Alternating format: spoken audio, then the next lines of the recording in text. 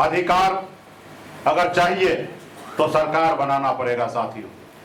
और आप सबके सहयोग से पिछले 10 सालों से मैं संघर्ष कर रहा हूं और आप लोगों का भरपूर सहयोग मिला है और उसी के दम पर आज इस मुकाम तक हम लोग पहुंचे हुए हैं साथियों, इस मुकाम तक पहुंचे हैं।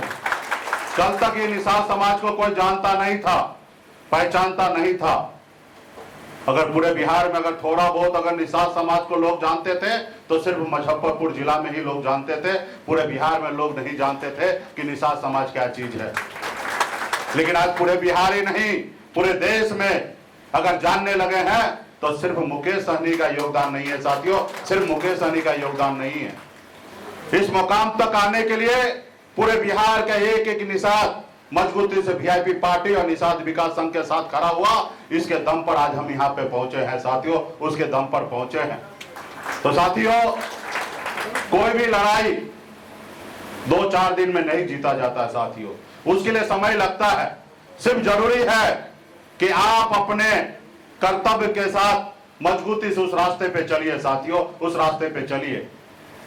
ये देश पहले गुलाम था, पहले इसमें राजा महाराजा का शासन हुआ करता था, लोग को गुलाम बना के रखा था। उसके बाद मुगल आए, वो भी इस देश पे राज किए। उसके बाद अंग्रेज आए, वो भी आपके देश पे राज कर रहा था, आपको गुलाम बना के रखा था। और आपके पूर्वज, हमारे पूर्वज ने 250 साल तक लड़ाई लड़े, तब जाके हमें आजादी मिला साथियों, तब जाके आजादी हमें मिला। हजारों नहीं लाखों की संख्या में हमारे पूर्वज शहीद हुए, उसके बाद हमें आजादी मिला साथियों, उसके बाद आजादी हमें मिला। और आजादी के बाद बाबा साहब भीमराव अंबेडकर ने हमें एक संविधान बना के दिए। उन्होंने देखा कि पहले किस तरीके से गरीब पिछड़ा दलित को पशु समान समझते हैं, उनको गुलाम बना के रखते हैं। तो बाबा साहब ने कहा कि नहीं, ये लोकतंत्र में, इस देश में लोकतंत्र होना चाहिए। कोई किसी के ऊपर मालिक नहीं होगा, जनता जिनको चुनेंगे वही लोग देश को चलाएंगे।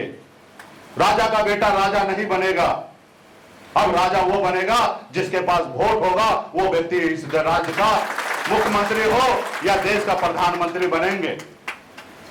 तो साथियों, हमें संविधान में ताकत मिला वोट गिराने का, और आप अपने वोट के दम पर बड़े से बड़े ओहदे पे जा सकते हैं। जैसे हमारे आदरणीय लालू प्रसाद यादव जी, मुलायम सिंह यादव जी, दलित की बेटी बहन मायावती जी, इन लोगों ने पैसे के दम पर अपने अपने राज्य में मुख्यमंत्री ने बने, अपने लोगों के वोट के दम पर राज्य में मुख्यमंत्री बने और अपने लोग